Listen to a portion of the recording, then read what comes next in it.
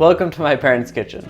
Today, I'm going to be teaching you how to bake challah while we chat about the moral purpose of Old Testament law. Sound fun?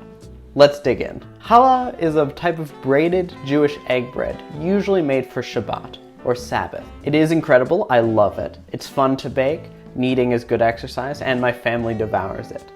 It's usually made in these big batches of 4 to 8 loaves, but today we're only going to be making 2. So for this recipe, you're going to need 5 cups of flour, a 1/4 cup of sugar, a 1/4 cup of vegetable oil, 3 eggs, a scant tablespoon of yeast, 2 teaspoons of salt, a few sesame seeds for a topping later on, and a bit more than a cup of lukewarm water. Let's start by beating 2 eggs in a very large bowl. Apart from being just delicious, challah is also religiously significant. Its name comes from Numbers 15:20, which commands Israel to set aside dough as an offering to God and to the temple. These offerings would be given to the priests, the Kohanim, who did not have land and so needed donations to survive. Okay, so now that our eggs are beaten, we're going to add in sugar, vegetable oil, and the water. Ever since the destruction of the Second Temple in 70 CE, there haven't been priests, and thus there hasn't been a need to set aside dough. But instead of abandoning the practice, the later rabbis decided to keep it in a different way. Now, after one kneads and the bread rises, you separate out a olive-sized chunk and say this prayer. Blessed are you, O God, Lord our God, ruler of the universe, who has sanctified us with his commandments and commanded us to separate challah.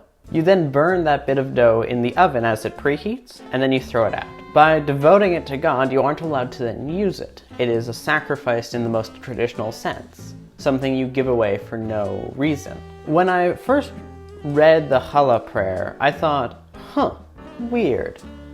Thank you, God, for your rules. Thank you for commanding us to waste this tiny bit of bread.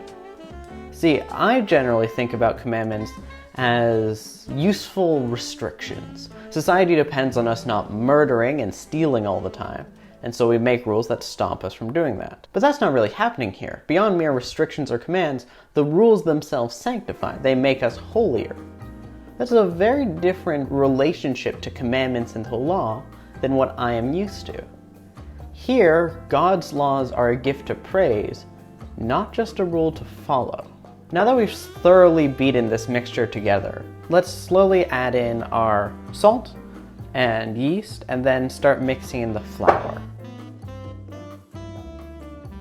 Excellent. Now that we've put in the salt and yeast, let's start slowly adding the flour. You're going to start by doing a cup at a time, then once it gets hard, you're going to start doing it half a cup at a time. So anyway, last semester I took a course called Jesus, Justice, and Contemporary Culture.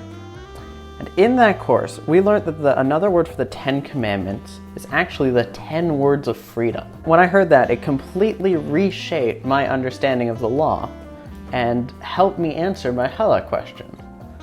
How do the commandments sanctify us? Well, at least in theory, the law sanctifies us because it makes us freer.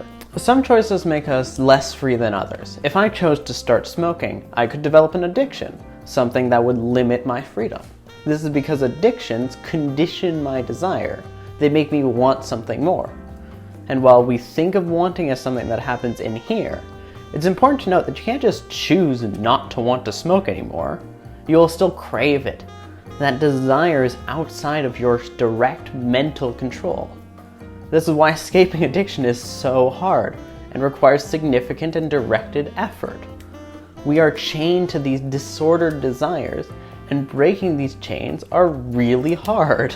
Okay, I think I need another one.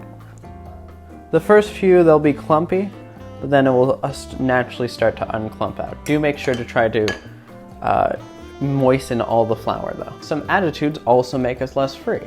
One of the functions of the Hebrew law is to help prevent those kinds of problems. We see this in the Old Testament, in the 10 Commandments. You shall not make yourself an idol. An idol is anything that takes over the center of your lives, shaping your desires to serve it in neglect of other things. In the New Testament, Jesus describes money as such an idol by comparing it to the god Mammon. By ordering your world around something finite, such as country, money, or family, we neglect our other moral obligations. This is why Jesus is highly critical of families throughout the New Testament. They can make people focus on protecting their own instead of serving others. We can't have two desires in the front seat, both money and God. We will always have to reject one and embrace the other. The most dangerous thing is to kid yourself that you can have both at the same time. Something me, are doing all the time.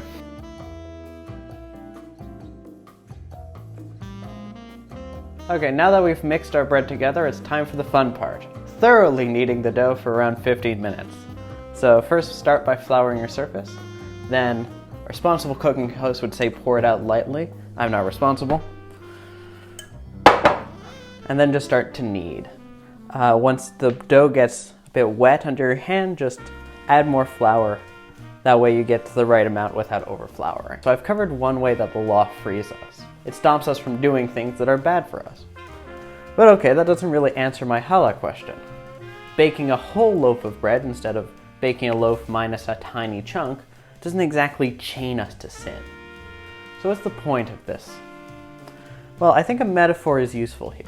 Specifically, I think it's instructive for us to understand the law as a recipe. My dad loves lemon meringue pie, so for his birthday a while back, I decided to bake him one. Two issues emerged pretty much immediately. Issue number one, I didn't really know what lemon meringue pie was. Sure, I've seen it, I've eaten it, but I don't know what it really is.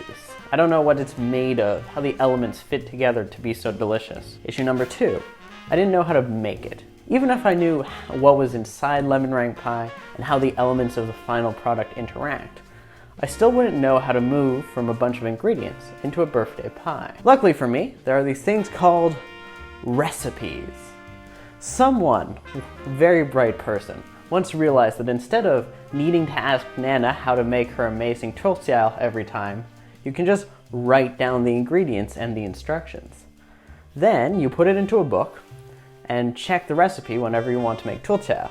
No need to bother Nana. So as long as I have a goal on a recipe, I should be okay to bake pretty much whatever. This worked. I found a lemon meringue pie recipe on Google. I made it. It was delicious. Mission accomplished. I think that the law in the Hebrew Bible kind of acts as a recipe for love on top of its being a legal system. Jesus says that the Great Commandments, the purpose of this whole law thing, is to love God and to love your neighbor. That's it, that's all. To quote the great teacher Hillel the Elder, whom Jesus would have been familiar with, "What is hateful to you, do not do to your fellow. That is the whole Torah. The rest is the explanation. Now go and learn." You might wonder why we even need a recipe. Can't you just follow what is hateful to you, do not do to your fellow, and skip the go and learn part? Not to mention the much harder, go and follow these confusing rules part. Burning up an olive-sized bit of dough hardly seems like a direct connection to loving your neighbor. Is this not just complicated legalism we abandoned 2,000 years ago? I don't think so. Just like I can't make a pie after only seeing it or tasting it, I don't think that we can be truly loving having just observed a few good examples. We can't just skip from the ingredients to the end. We need a recipe to give us a path, a system to follow, and to adapt. We need such a system because our current desires are not God's desires, and we can't just will them into perfection.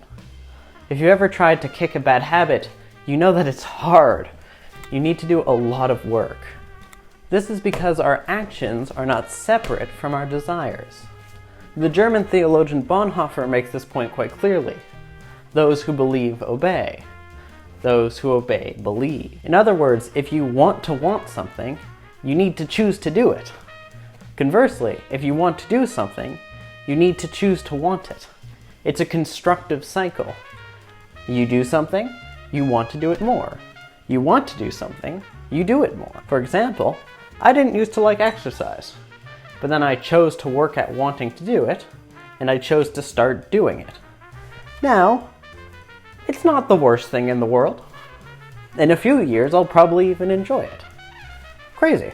I think that's how the law works. When I take challah, when I separate that bit of dough, say a prayer, make a little sacrifice, I'm not doing something that by itself directly increases the amount of love in the world. What I am doing is conditioning myself to remember God. According to the Jewish philosopher Levinas, Ritual is an interruption of the ordinary by the extraordinary, the immediate by the divine. Rituals remind us to be conscientious, to be aware of God's presence, and to pay attention to even the smallest thing. By taking up these rituals, we are essentially getting ourselves addicted to love, reshaping our attitudes and desires. Heck, that's what Lent is. We give things up, at least in theory, to remember that these luxuries aren't what's important, and instead we turn our attention towards greater things. That's what Sunday services are, a habit to get us to think about God in our lives. That's just part of the reason that we tithe, to remember that it isn't money that we serve, but God. As the received wisdom across countless generations, these commandments still have power in our lives. They are an ancient family recipe, a classic that's a bit out of style, but that still has its own panache. But what happens when these rules and rituals go against what's right? What happens when we need to go off recipe? I'm gonna finish kneading this and then let it rise for about an hour or two. And then we're gonna go sit down while that happens and talk about Jesus trashing a temple.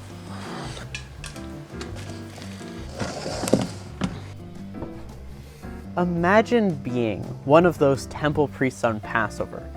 You're handling 1,000 sacrifices and rituals, you're stressed out of your mind, and in walks Jesus and the boys. Now, we don't know much about them, but scholars can be pretty sure that the Jesus gang was built. They were fishermen, stonemasons, builders, strong folk, not scrawny academics like me. So when they come looking like trouble, and then this Jesus fella proceeds to flip out and flip tables, money spills everywhere. The moneylenders are really upset. General panic ensues. I have to imagine that the disciples are now joining in because they follow Jesus, that's what they do, and they're causing even more property damage. And then, get this, Jesus takes a bunch of cords, probably from some random merchant because that's not something you carry around with you when you're heading to celebrate Passover with the pals, and he starts driving out all the animals that you need to conduct the biblically required sacrifices. Knowing frightened animals, those aren't going to be easy to get back, and it's going to be impossible to figure out who owned which ones. And we don't know for sure if Jesus started chasing people too, but he's telling the dove sellers to leave, and he seems angry enough that they aren't going to risk it. This is not a scene of law and order. This is a man rioting and destroying honest merchants' property because of injustice. This is a moment of public disobedience of secular law, proper behavior, and religious law.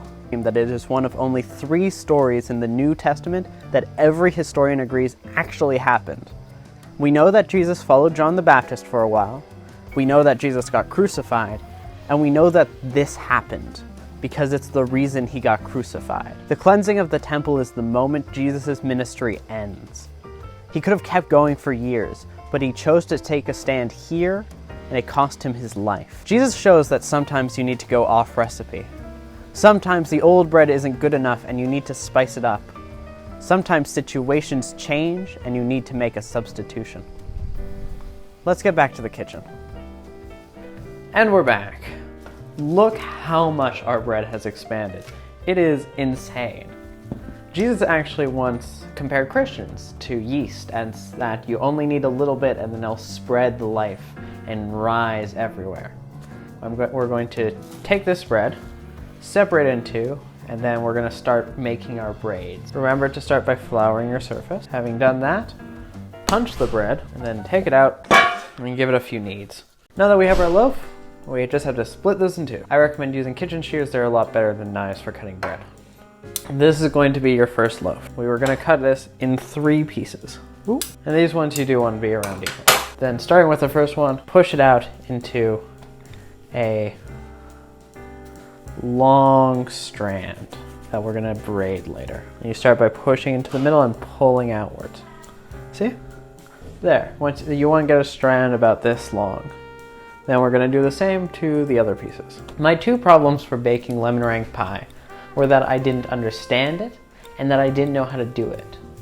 Recipes don't necessarily solve those problems. See, I still don't understand how lemon meringue pies work. I followed a set of instructions and I got a tasty treat, but if you ask me how the steps actually worked, I have no idea. I also don't know how to make lemon meringue pie. I need to bring out the recipe to make it again. In that way, you can say that I don't understand, nor have I internalized the goal. Thus, I am constrained to that specific recipe, and I'm unable to break out of it if it stops to work. I might even be afraid to try because it worked pretty well once and I don't want to risk it. But sometimes recipes fail. Conditions change, ingredients are missing, different tools are available. Heck, sometimes you want to eat something other than lemon meringue pie. If I don't know the principles behind cooking, or if I don't know how the steps work, I can forget that the recipe is not the dessert, it's a path. I'm going to quickly get through these so we can do the braiding. Start by crossing the right one over the middle, and see, now we have this one to the middle, these are the left and right, then left one over it, and then pull downwards so that they're all tight together. Then middle, right over middle, left over middle, right over middle, left over middle, so on, so forth. Try to keep a tight braid. I find those taste better, but really that's up to you. Okay, now that we've done our second rises, our loaves have gotten a lot bigger. You might think, wow, mine didn't get that big. That's because you didn't take a 2-hour nap between the two shots. Oops. So now what we're gonna do is preheat the oven to 425 degrees. As we wait for the oven to preheat, let's finish our discussion. The law can work similarly to a recipe. Ideally, it trains us to build good habits. But if we aren't careful, we might just be repeating motions without the essence. We start to confuse the recipe for the product, paying more attention to the form than to the function. Our rituals become hollow, body without soul. When Jesus comes into the temple, he sees a marketplace. This is all legal, all allowed, no one's breaking any rules. It even has a social and religious function. Pilgrims find it a lot easier to carry money with them than sheep. So they need a way to buy sheep the day of. But seeing the merchants in the moneylender stalls probably crying out deals to attract customers, I think that Jesus saw the Spirit had left the building. The pilgrims were here to worship God, but around them an institution had arisen which treated this holy day as just another way to make money. They profaned God's home completely legally. And so Jesus rebelled. He broke the body to save the spirit, but he only did that in this exceptional circumstance. He and the disciples did not live lawless lives. In fact, Jesus extols the Jewish law throughout the Gospels. He cares so deeply for the laws that he is willing to break them to resurrect them. This only works because Jesus keeps this distinction clear. The laws serve goodness. The laws themselves are not goodness. To keep an unjust law is to rebel against the very meaning of the law, and nothing is worth rebelling against God. The oven's almost preheated, so what we're going to do now is just finish this recipe off with an egg wash and then sprinkle some sesame seeds on it. So you just break your egg. People say to separate the yolk and the white. I keep them all together. I don't know, I find it tastes good. That up. Then we just need to sprinkle some sesames over everything. Now that we've put sesame seeds over the egg wash, we're just gonna stick these in the oven for as long as it takes for them to finish. Here on the screen is going to be the time it took for me. Every oven is different, but it should be around that much.